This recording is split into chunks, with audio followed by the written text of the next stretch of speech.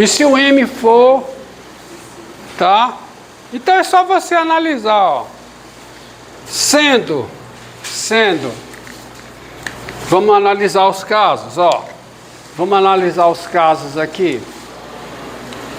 Sendo N ímpar, ó. Sendo N ímpar e M maior do que o N, olha aqui. Quem é o limite com o x tendendo a zero, e é zero mesmo, eu não vou separar não, de f de x menos f de zero dividido por x menos zero. Quem é? É o limite com x tendendo a zero de que? F de zero é zero, então fica a raiz enésima de x elevado a m, e embaixo fica x, como n é ímpar, isso é a raiz enésima de x elevado a n.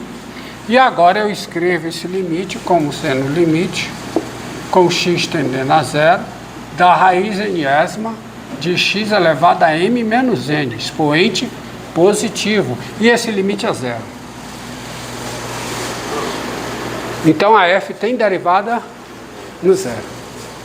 Daí f é diferenciável em zero, diferenciável, estou abreviando, em zero, e a derivada de f no zero, quem é?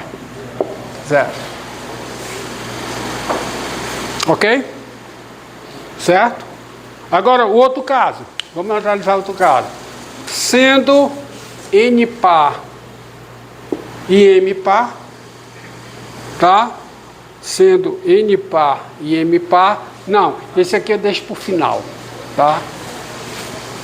Sendo n par e m ímpar, tá? Que é o caso, tá? Mais simples, deixa esse ponto final. Então, sendo n par e m ímpar, tá? Com m maior do que n, também tem derivada no zero. Por quê? Com m menor do que n, por quê? Porque o limite com x tendendo a zero de quê? De f de x menos f de zero dividido por x menos zero. Isso aqui é o limite com x tendendo a zero pela direita, porque nesse caso, x tender a zero é x tender a zero dentro do domínio do quociente. E o domínio do quociente implica que o x tem que tender a zero por valores positivos. Ó, aqui, ó. Tá? Então, esse aqui é o limite com x tendendo a zero pela direita de quem? Da raiz enésima de x elevado a m sobre a raiz enésima de x elevado a n, porque o x é a raiz enésima, e vai chegar no mesmo resultado. Isso aqui é o limite com x tendendo a zero da raiz enésima de x elevado a m menos n, expoente positivo. M maior do que n. Então esse limite aqui é quanto? Zero. E se ele é zero, qual é a conclusão? Qual é? Daí f é diferenciável em zero e a derivada da f no zero é quanto? Zero. Então, morreu, tá? Agora, qual é o outro caso? Tá faltando só um caso. Qual é? N par e M par. Tá? N par e M par.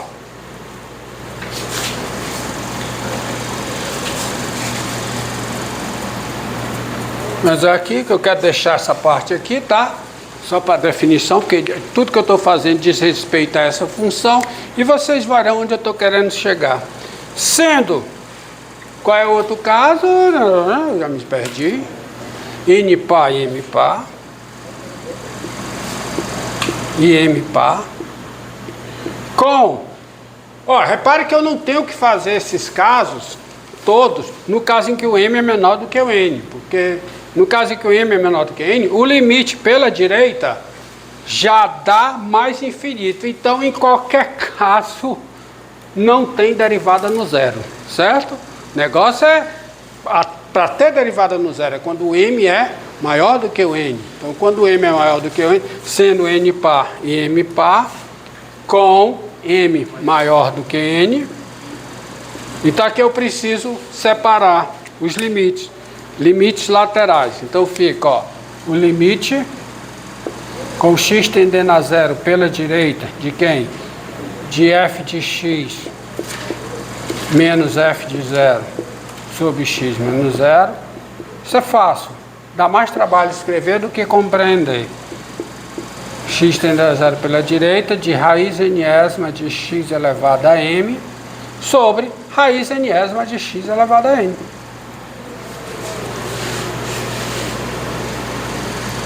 Tá? Tá? E isso aqui dá quanto? Dá o limite com x tendendo a zero pela direita, de quem?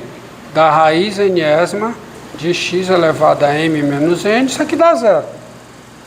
E agora vamos pela esquerda. Por que eu tenho que separar pela esquerda? Porque o limite com x tendendo a zero pela esquerda de f de x menos f de zero sobre x menos zero é o limite com x tendendo a zero pela esquerda da raiz enésima de x elevado a quem? A m sobre menos o módulo de x. Desculpe, x tendendo a zero pela esquerda. Porque o x é negativo. Então esse x que aparece aqui no denominador, ele é menos o seu módulo. E menos o seu módulo é menos a raiz enésima dele elevado a n. Porque o n é par. Entendeu por que eu tenho que separar? Mas não vai deixar de ser zero. Porque isso aqui fica limite quando o x tende a zero pela esquerda, de quem? De menos, muito bem, de menos raiz enésima de x elevado a m menos n, que vai dar zero do mesmo jeito. X tendendo a zero pela esquerda, que vai dar zero do mesmo jeito. Então o limite pela direita é zero, o limite pela esquerda é zero. Ou seja, o limite é zero. Se o limite é zero, a f é diferenciável no zero. Logo, f é diferenciável em zero e a derivada de f no zero é quanto? É zero. Moral da história, tá? Moral da história, o que eu demonstrei? Eu demonstrei que no caso, essa função aqui, no caso em que o m é maior do que n, essa função tem derivada em todos os pontos do seu domínio, ou seja, a função é uma função diferenciável. E se o m é menor, não tem derivada no zero, mas tem derivada em todos os outros pontos. E você sabe as fórmulas de derivação. Lembrando que tem essa porqueira aqui, né? Quando o x é negativo, quando os dois são pares, a derivada é dada por partes. É isso aqui. Cadê? Eu apaguei todas as derivadas. Mas não tem nada não. Porque é o seguinte, o importante é o seguinte, sendo m maior do que n, a função f, que função é f? Essa função que está aí. Essa função que está aqui, eu estou me referindo a essa, tudo eu estou fazendo. A função f é diferenciável, ela tem todas as derivadas com f' de x igual a m sobre n vezes raiz enésima de x elevado a m menos n, tá? Qualquer que seja o x pertencente ao domínio da função, tá? No caso em que quando o quê? Quando n é ímpar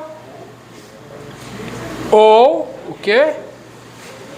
N é par e m é ímpar. E quem é a derivada no caso contrário disso, que é o m par e n par, que domina os reais? A derivada da f em x é igual a m sobre n vezes raiz enésima de x elevado, aí é por partes, né? É m sobre n vezes raiz enésima de x elevado a m menos n, tá certo? Isso se o x for maior ou igual a zero. E é menos m sobre n vezes raiz enésima de x elevado a m menos n, x menor do que zero. Quando que, hein? Quando os dois são pares. M e n são pares. A derivada tem que ser dada dessa maneira. Tem que ser os dois sinais. Tá? Tá bom? E você deve perceber isso geometricamente. Tá? Geometricamente, antes de partir para a aplicação disso, vamos ver o seguinte, ó. O que significa, tá? Aqui, ó.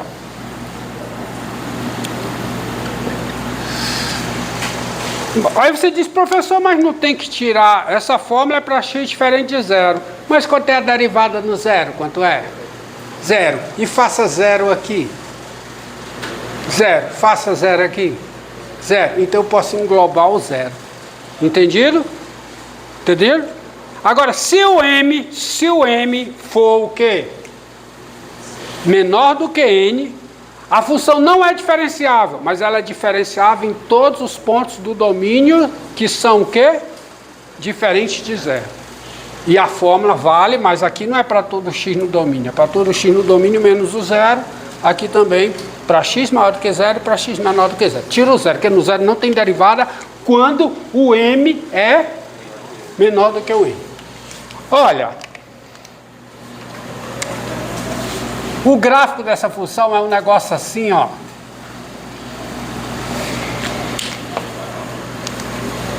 Eixo x, eixo y. O gráfico da f é um negócio assim.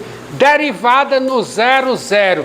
Quem é a derivada de uma função num ponto? Quem é? É o coeficiente angular da reta tangente. Quanto é a derivada no zero? Zero. Significa que a reta tangente tem coeficiente angular zero.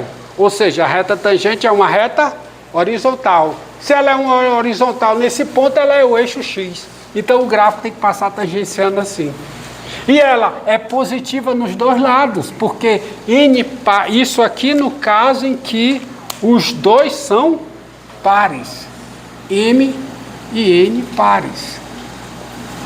Então a derivada aqui, se você pega um ponto aqui, tem derivada, mas quem é a derivada? É o coeficiente angular da reta tangente. Então a reta tangente tem que ser assim, tem que ter coeficiente angular negativo. E aqui ela tem coeficiente angular o quê? Positivo. Por isso é que ela é dada por partes. Ela é menos nos negativos, é mais nos positivos. E se o n é ímpar? O caso em que o n é ímpar, ela passa assim, ó. Ela faz esse negócio. Ela tem que ter m e n pares. Eu estou pegando o caso em que o m é maior do que o n, viu? Para ter derivada no zero. Se o m é maior do que o n, tá? Aí tá aqui o gráfico. Mas, pá. É assim, ó. É o gráfico da minha função f. Isso é a minha função f. Derivada sempre positiva. Reta tangente, entendeu? Então não tem divisão, tá? Tem mais casos, mas se eu fizer isso, você entendeu todos. Olha, se você grava essa fórmulazinha de derivada, você tá beleza para calcular, por exemplo, a derivada dessa função aqui, ó. Porque, por exemplo, raiz quinta de x2 menos 5x mais 6 elevado a quarta, ó. Ó, aqui eu tenho uma composição de quantas funções? 3 funções, em princípio, 3 funções. A raiz quinta composta com a quarta função. Vou trabalhar o psicológico de vocês, chamar de H, né? Chamar de H, para ter a galinha, né? Vocês, tá, ó, tá? Eu tenho a raiz quinta composta com a raiz quarta composta com polinômio. Mas eu posso reduzir isso para a composição de duas. A primeira é a função f de x igual a quê? A x2 menos 5x mais 6. E a outra é a função g de x igual a raiz quinta de x à quarta. E não vou botar x à quarta não, desculpa. Vou botar aqui que eu quero que seja diferencial. Tá 7. Então, vou botar 7. Porque eu botando assim, tá, esse é o exemplo. Essa função é diferenciável. Depois eu vejo outra. Essa função é diferenciável. Essa função é diferenciável. A composição de funções diferenciáveis, pela regra da cadeia, é uma função diferenciável. Então eu vou usar a regra da cadeia, porque a H é a composta da G com a F. E se eu memorizei essa formuletazinha aqui, beleza. Tá certo? Porque a H, com isso aqui, a H quem é? É G de f de x. E daí, quem é a derivada da H em x? É a derivada da G aplicada na função polinomial. Eu não estou pensando mais a raiz quinta da sétima potência do polinômio. Não. Eu vou usar outra coisa. Vou usar um negócio mais simples. Se eu memorizei a fórmula...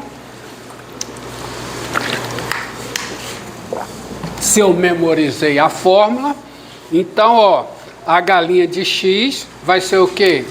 Vai ser a derivada da função g aplicada no polinômio. Fica o quê? Fica 7 sobre 5, ó, como eu passo direto, ó. Fica 7 sobre 5, vezes o quê? Raiz quinta do polinômio elevado a quê? Ao quadrado. Ó, matou logo. Vezes a derivada do polinômio. Qual é a derivada do polinômio? 2x menos 5. E acabou. Isso vale inclusive quando o polinômio é zero. Vale inclusive quando o polinômio é zero. Onde é que esse polinômio é zero? No 2 e no 3. Que a derivada da raiz, tá certo? Polinômio é zero.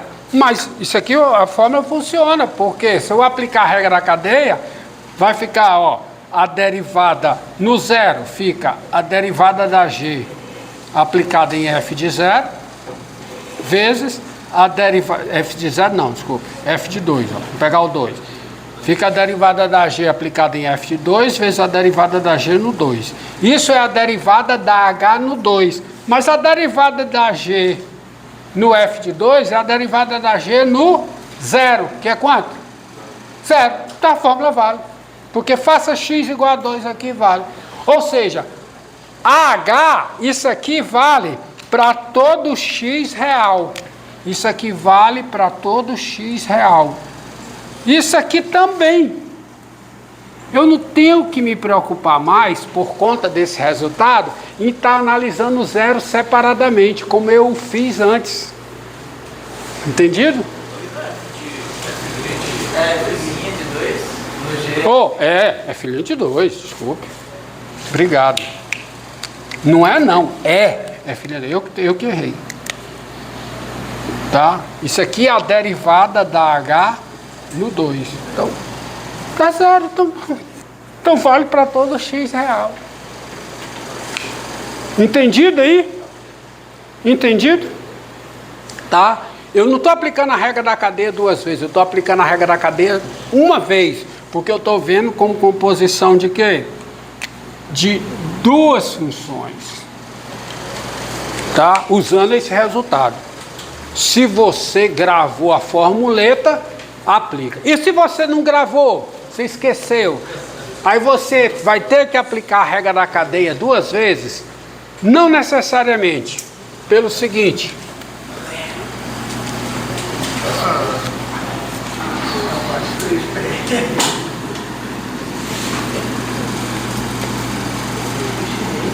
vou dizer por quê, ó. Por que você facilita a sua vida assim? Pelo seguinte, ó, pessoal. Considere um exemplo. Sejam quanto tempo? Encerra esse, começa outro. Obrigado.